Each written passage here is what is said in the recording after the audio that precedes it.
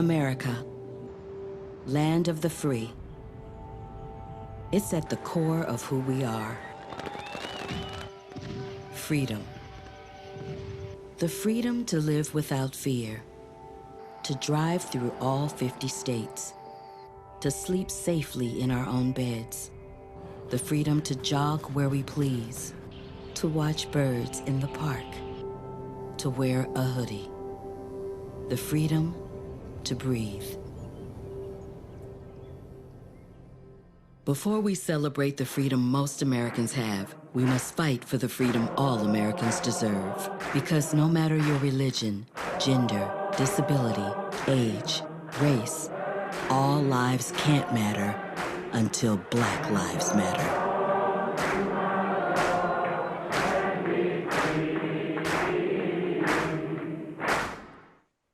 Hi, everyone. Welcome. Welcome to the Power of Digital Media, Elevating Queer Voices. I'm Lina Renzina.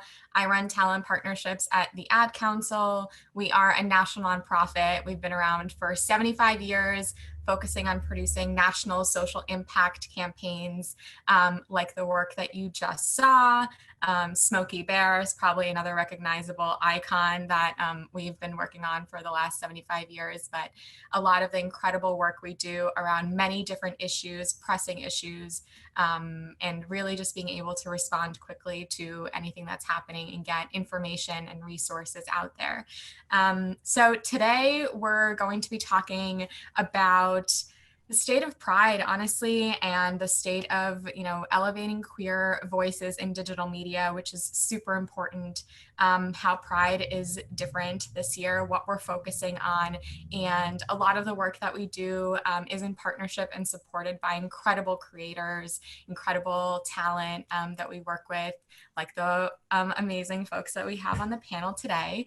So I just want to have everyone introduce themselves, say a little bit about who you are, the content you create. I'm sure everybody here knows you well, but just in case.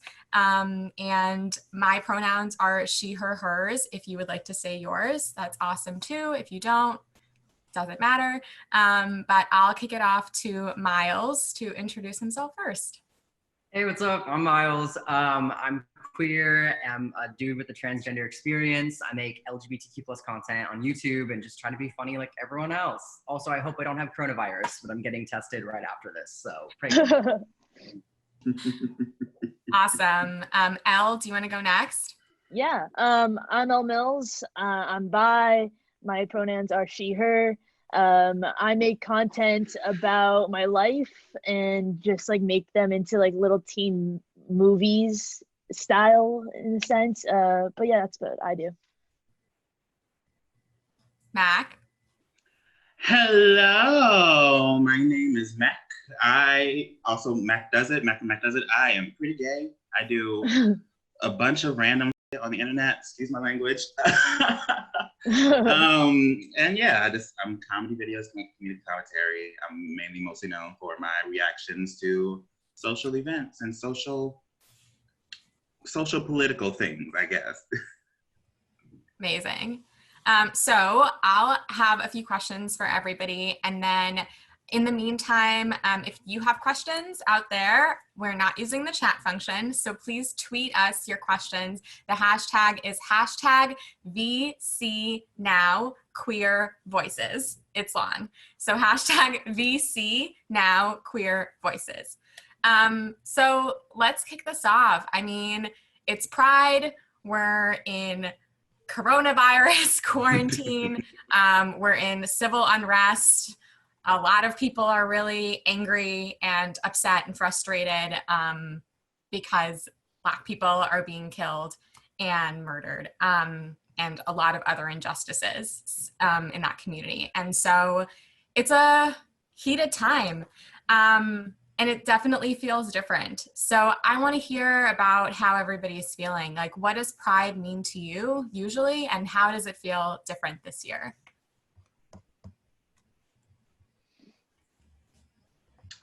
I guess I'll start. I mean, well, obviously Pride is very different this year. Everyone is locked inside.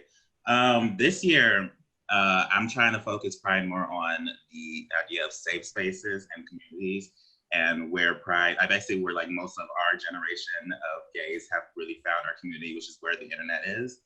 And so mostly focusing on like trying to find that safe space. As people know, I made an entire campaign, Trevor Space. Trevor.org has an entire like community for people that really need that place to talk to people that like are like them and need that safe space in a time like this. Mm-hmm.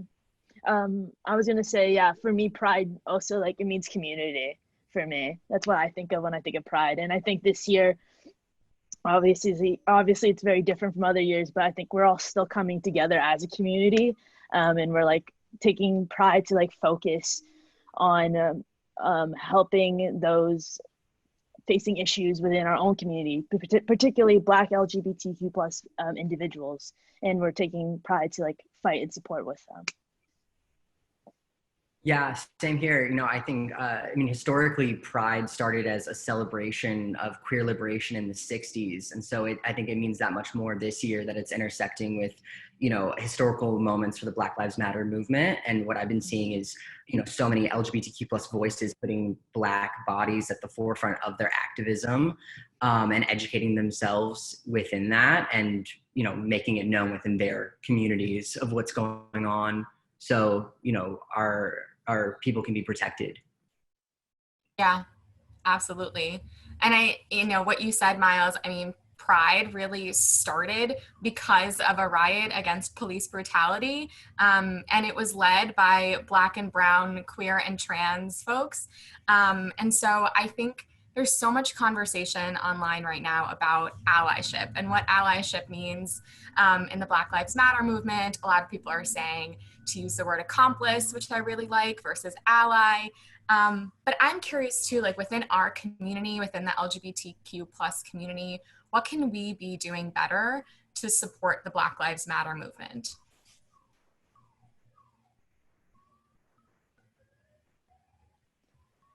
I'll speak.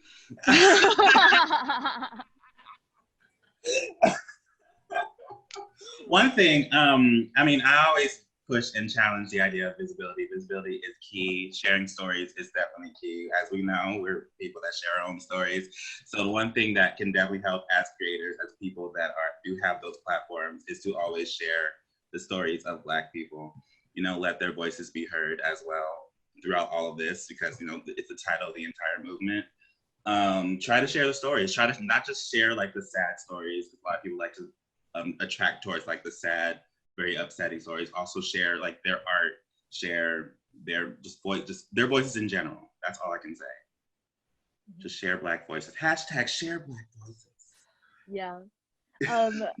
I think to add on to that too, like just like educating ourselves and those around you on the history of like Black and LGBTQ plus figures, and like the history of how we got here and the fight where we are currently in our fight for our rights and Black LGBTQ plus members' rights, and just like again, like sharing the stories and continuing that fight. Yeah, definitely educating within your own communities. Like, I'm a trans person and I talk a lot about that like on my social platforms. But if you look into like statistics, like within just since 2019, 91% of all trans related violences, of all of it, affect Black women. And since 2013, I believe it was like 74% affect Black women. So not just people of color, like Black women. And so if I'm talking about, my trans identity, I'm walking down the street, I'm transmasculine. I had the ability to, transition the ways that I wanted to physically. I'm white. And so, when you're talking about trans-related violences, you're not really talking about me. So I think it's, understanding your privilege and using that to, either vocally stand up for others or physically by like going, out into the protests and, making yourself and others aware, so then you can protect those that need to be protected in the future. Yeah, that's amazing. So let's take it back a little bit. I think you probably hear all the time from fans reaching out to you, thanking you for helping them come out. And you have such incredible platforms and in the content you're creating. And I think you've all like publicly come out on your platforms at one point. You know, I know, Elle, you made like a huge splash. Miles, you had like 2 coming out videos or something. So can you share a little bit about your coming out journey online, and why you chose to share it with your fans? How was the response, and how does that continue to be? For me, I was figuring out my sexuality while I was doing the YouTube thing. You know, it happened in the middle of all the chaos. And it was really a big burden for me because I wasn't able to tell anyone. It was just like this weight on my shoulders and I just didn't know what to do. But luckily, like I said, I was getting into the YouTube community, and there are so many people within the LGBTQ plus community there, and I was able to get advice and like hear how they came out, and they helped me because here in my hometown, I don't really have those kind of friends here. And so for me, videos are very therapeutic, and I don't feel like I'm a good talker. And so I think I'm better at making videos. And so I decided I'm going to do it that way to tell my story. And that's how I'm going to share it to my family and friends, because I feel like they would better get it if I was able to just show it to them. And so I posted that, and the response was overwhelming. I've never experienced that much love in my life, I swear. And yeah, everyone was super supportive. I didn't have a bad experience at all, not even one. So yeah. I think Miles and I pushed each other to become one of the most chaotic queers on the internet, honestly, in the beginning of it all. I think I was always been out before I started my YouTube channel. It was always never a surprise. And so it kind of like grew. I guess it was around the time you and I kind of met, Miles. We kind of both became these like strong, like, on the internet. And I think both of us kind of agreed, like, because what we saw on YouTube, at least a few years ago, was that a lot of the LGBTQ content was very one-sided and very linear in a sense, and you never felt like a full, I don't know how to explain it. Like you never like saw like a full dimensional side of it, at least in my eyes, at least someone that looked like me doing that. And so I was like, you know what? I'm just going to voice myself. I'm just going to scream it into the heavens and see what the hell happens. Yes.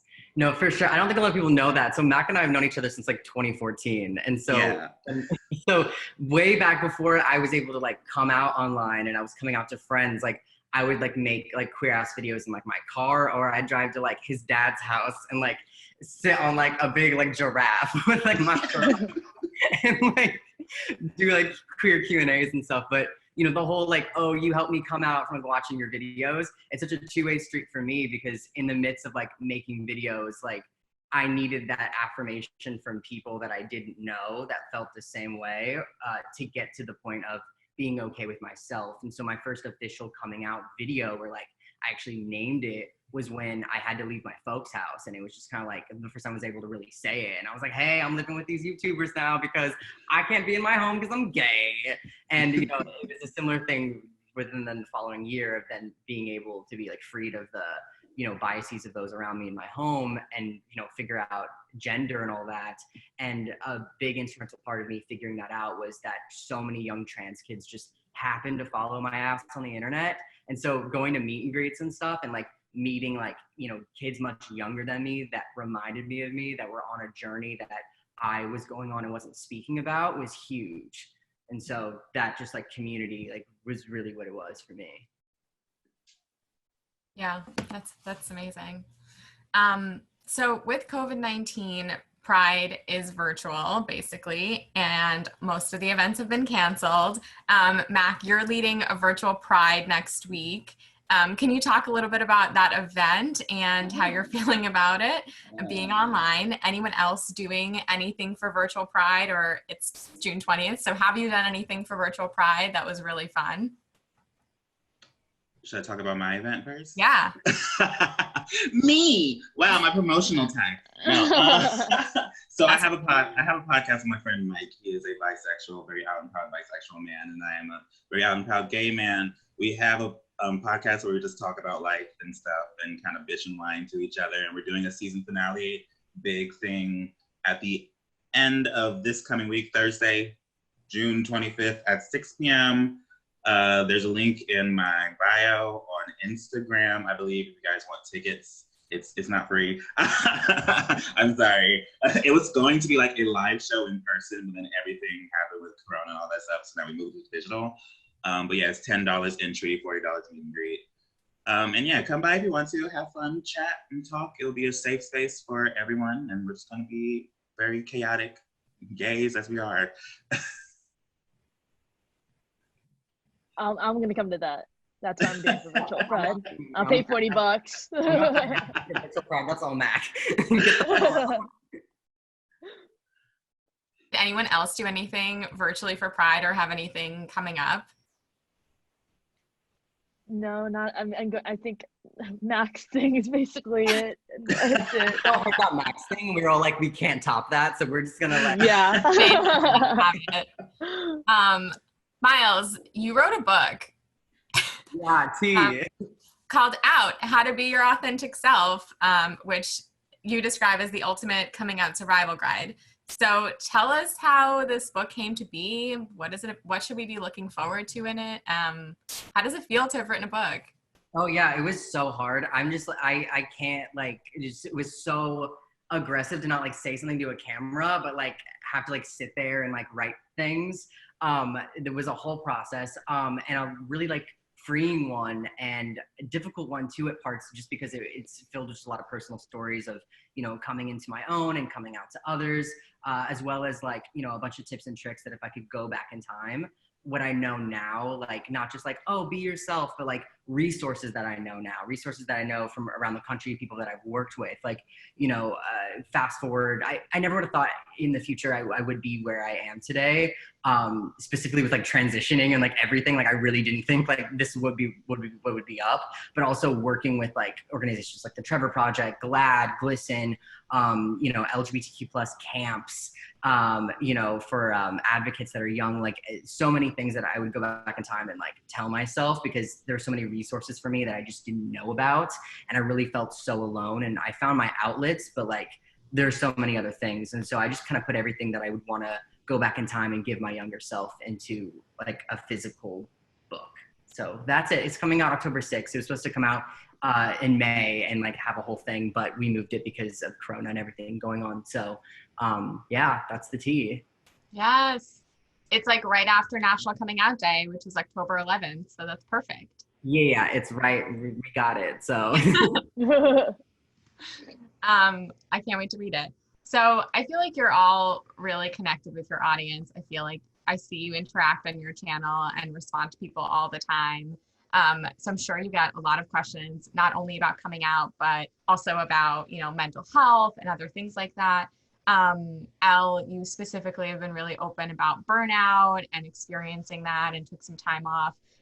So talk a little bit about sharing your experience with mental health and burnout. But I think we all sort of have talked about that. How do you do that and balance like keeping, you know, a healthy distance with your audience and being responsive to their questions at the same time? Mm-hmm.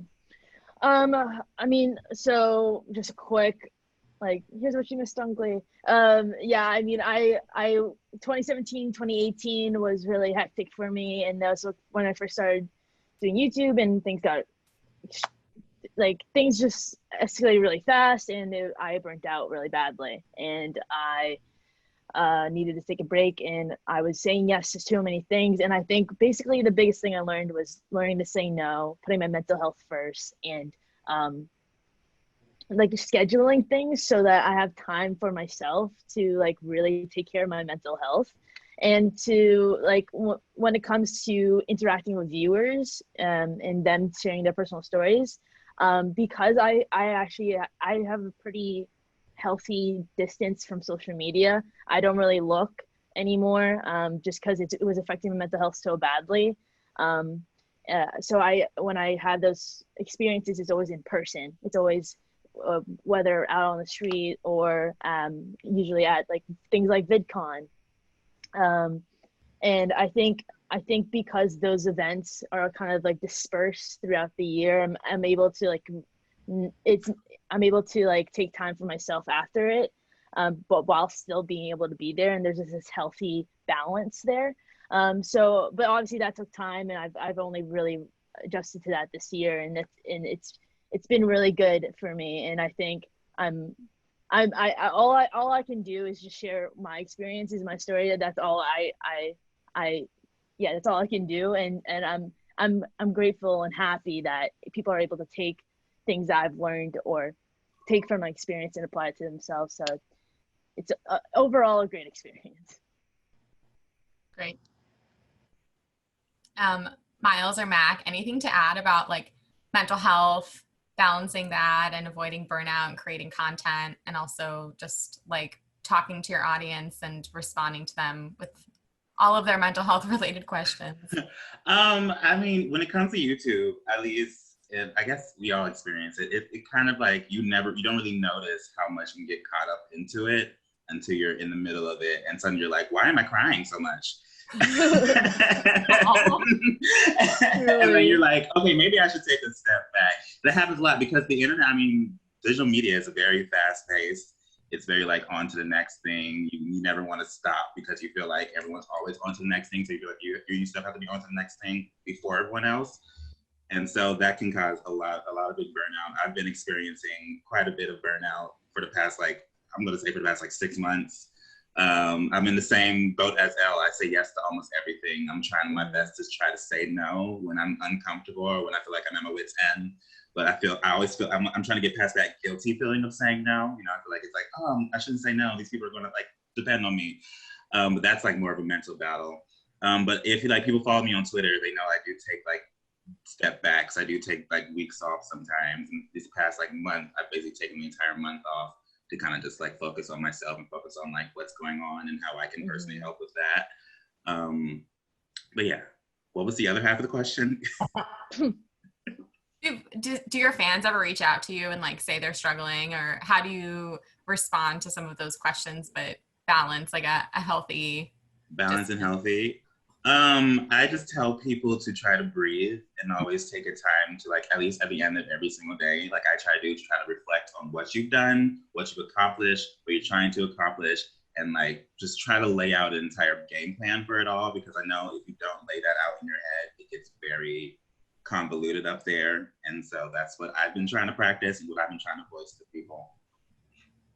Yeah, for communicating with fans, I've just tried to be more engaged and like knowledgeable within like the LGBTQ plus community, so I can give like resources that like make sense and can actually help more than like my words. Because when I first started YouTube, like I would just like, yeah, a stranger who's like under 18, I'll just buy you a binder. You need a binder? I'll just buy it for you. Like, what's your address? I'll just send it to you. Like, you know, and like people have like parents and I don't know their, you know, I don't know everything's going on in your life, you know what I mean? And like, I know when I was that age, like I didn't know everything that was going on either, because you're really living your own POV. And so I've learned to like, not, I think, be so engaged with like when someone's like, I'm hurting, I'm like, I've hurt like that too, I got you, you know? And so now it's just kind of understanding like resources and things that like, you know, people that can help, and like a way that's better than like me just like buying someone's kid a binder off the internet and they're like, wait. So yeah, just being more engaged in my community in that way to be better. Yeah. So we just watched a really fun ad before this panel. And so a lot of brands hop on the Pride train, and I think you've all been a part of branded Pride campaigns. But I'm curious, do you have advice for brands, either from your own experience or just what you've seen, where they can really invest in the LGBTQ community all year round and go beyond the sort of one-off activations during June, in order to really connect and support the community?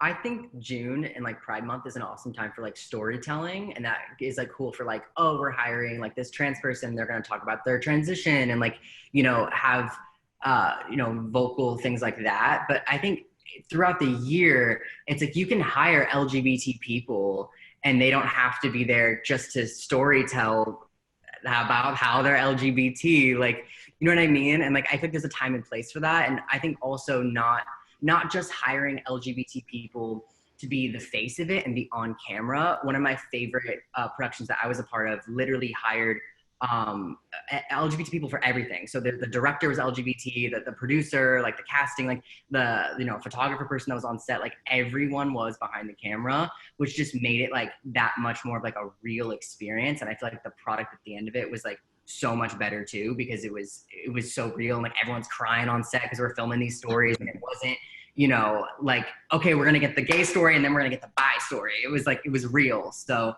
I think investing in other ways other than just the face one-off post.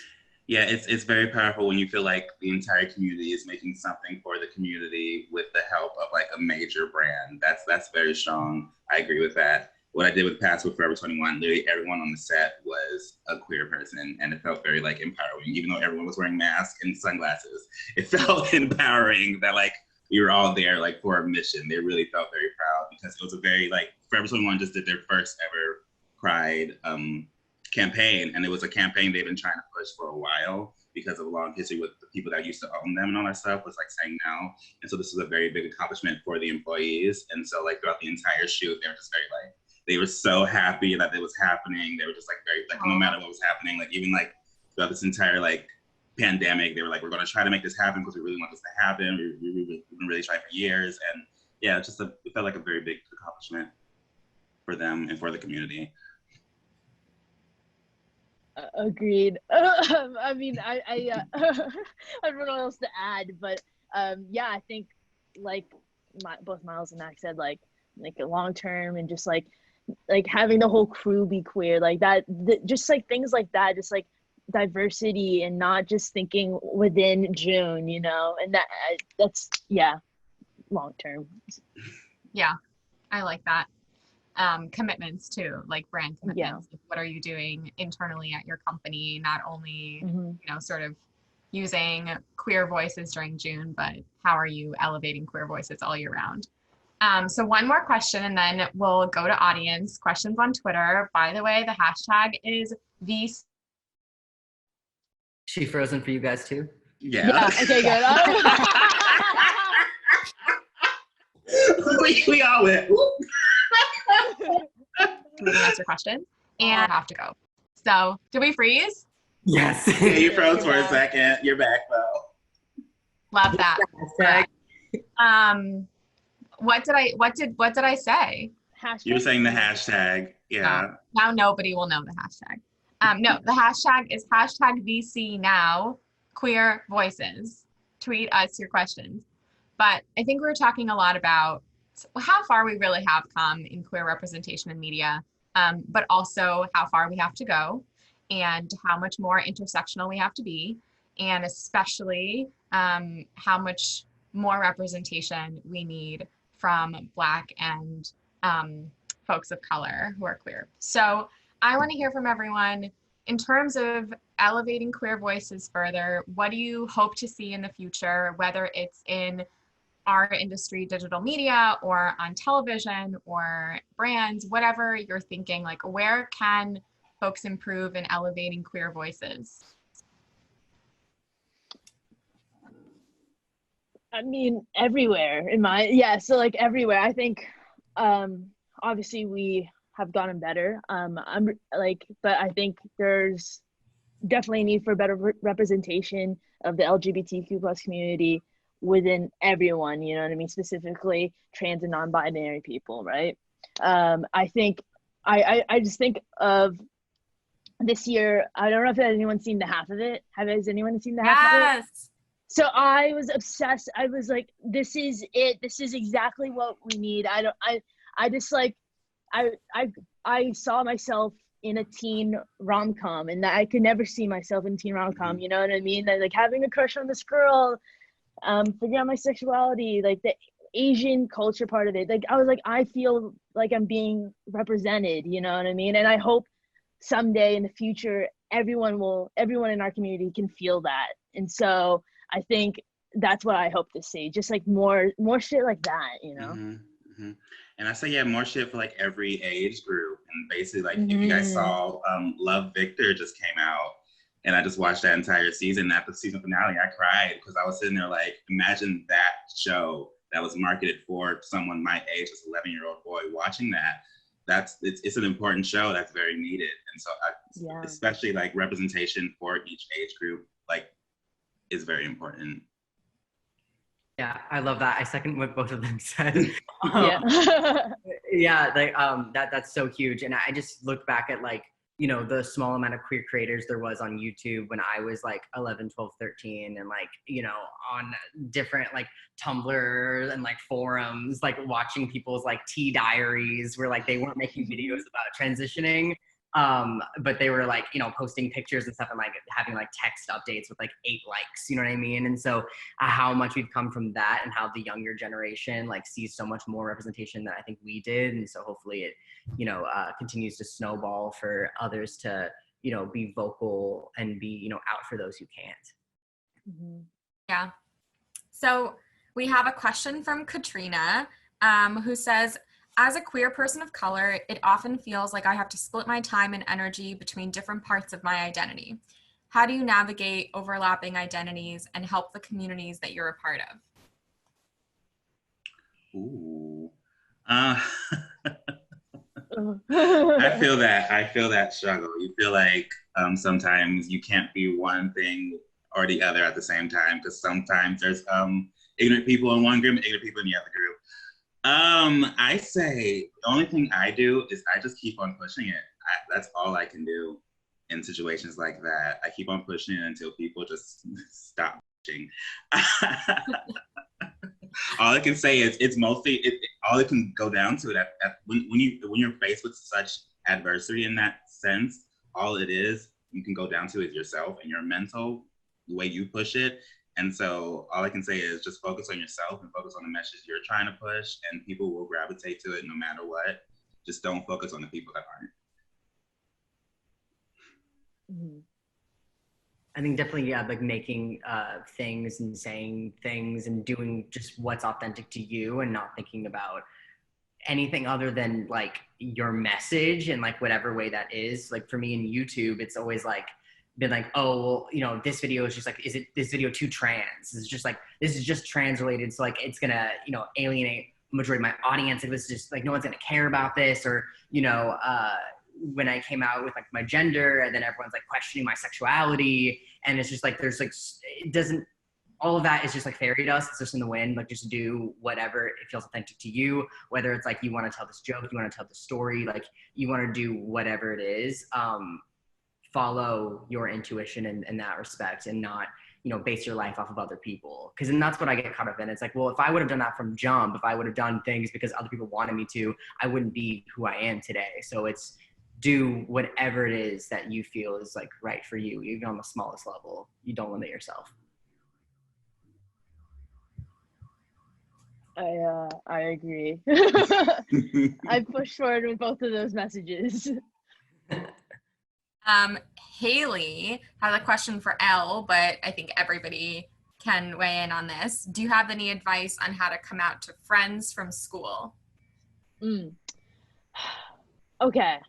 I mean, if these are people that you trust and you love, I feel like then just like come out to them however you want to. I feel like if you do trust them, then they will accept you for who you are, right? And again, if it's like, if whoever this person is talking about in the entire school, I mean, if you're ready to do it, then do it. My only advice would be to don't feel like you need to, you know, don't feel like you have to put a label on it, or that all these people, your school, like that identification.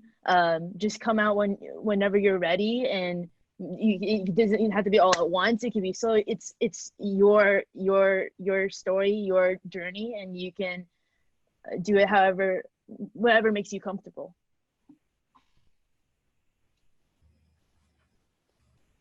I concur.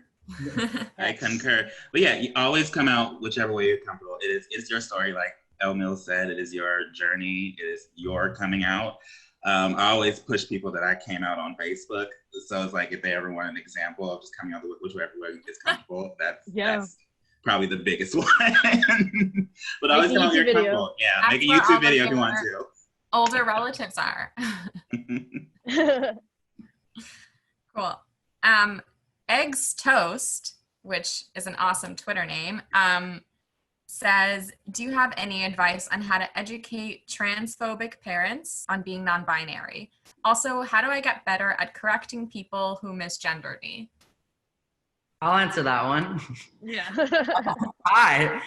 Yeah, I mean, I, as I've gotten older, what I think is the best way to go about that is informing those around you, because, you know, some people just do not know, or some people, you know, what they do know is what they, you know, grew up with when they're younger, with like their religion or any sort of biases. And so they really cling to that. And so what I find is like a lot of parents aren't so much like, oh, I hate my kid. They're like, LGBT is evil for these reasons from my past, and I need to protect my child. And a lot of times things that are new are very scary. And so I think educating those, and I think a good way to start is think about where you were first given, you know, this language. We weren't born with like a dictionary in our head. So, you know, where were you given this language in a positive way? For me, you know, I first found out what non-binary was from an awesome video from people I didn't know online that were twins, and they identify as non-binary. And they were doing an interview about that experience. And they're now two of my best friends, because I years ago reached out to them and was like, hey, help me.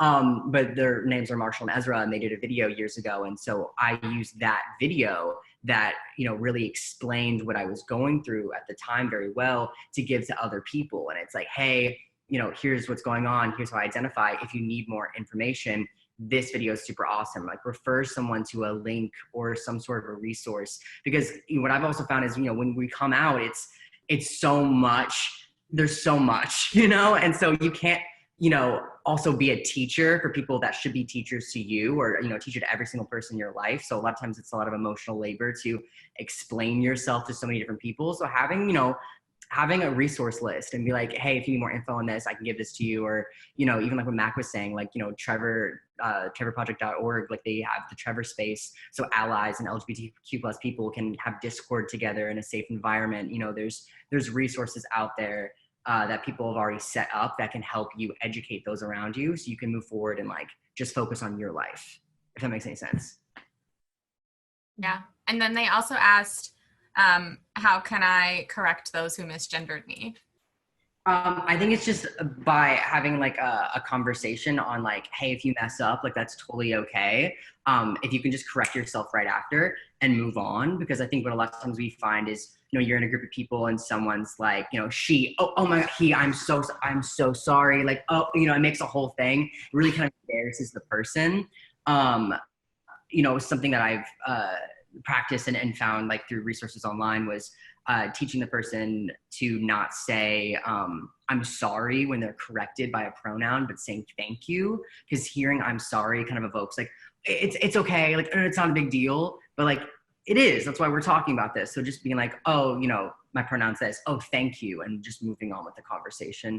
So it's just all about the language and just education. And, you know, again, you can send resources that have been set up by people that are much older than us, that have been dealing with this for much longer than us, to help those around you. Because it's not like it's normally not a malicious thing. It's just, you know, a learned thing. So keeping people on board.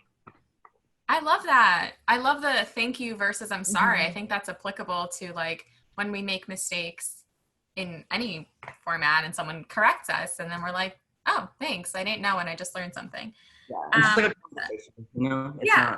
Not, Okay, one last question. Kai is asking, what is the best thing to do as a queer white person to support our non-white queer friends? Listen. I'll say listen. like reach out, look, you know, do research, you know, see what the consensus is, lift up those people, see what's going on, you know? Yeah, and then when Miles says listen, they mean like actively listen. Just be like, oh yeah, retweet, actually like engage and actually like probably start a conversation and understand, you know? You can't really listen without understanding. Agreed. Yes. Sorry. I don't know what else to say. Yes. I love you, Elle. I love you too. I'm so sorry. I'll just. Okay, awesome. Well, we have 3 minutes left, so I just wanted to open up the floor. Anything anyone wants to say is like a final thought right now, before we sign off. Tune in Tuesday to MacDoesIt's meet and greet live extravaganza. $40 a meet and greet, $10 admission. Admission. Link in the bio on my Instagram.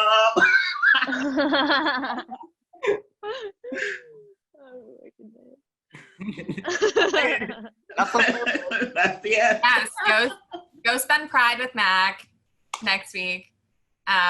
Get Miles' book in October. Elle. I make a cameo in a show next week. It's coming out next week, and it's about queer haircuts and all that stuff. So, it's based on a true story about a queer hair salon. So check it out if you're in Canada. It's gonna be on Crave, and then after that, for worldwide, sometime in July. I'm terrible at this. I'm so sorry. Oh, that's awesome. Can't wait to see that. Mm-hmm. So I just wanted to close out and say thank you all for being here. This is such an important conversation to have, and I'm glad that we were able to do it virtually. And we talked a lot about resources. So, you know, you've all shouted it out, but trevorproject.org, super important if you're looking for mental health resources, if you're looking for information on how to talk to folks about coming out, if you're confused and just need more information, check that out. Watch all of these guys' content too. Like, you know, if you are looking for queer media, it's right here. And then, you know, this is such an important month for queer folks, but we're really talking about Black lives right now. Black queer lives are so important, Black trans lives. So if you are able to check out these organizations, support them financially if that's possible for you. Marsha P. Johnson Institute, the Ochre Project, and Glitz are doing some really incredible work in the community. So definitely check them out if you can. And then we are sending you over to the VidCon Discord server platform where you can continue this conversation amongst yourselves and keep elevating queer voices in your community.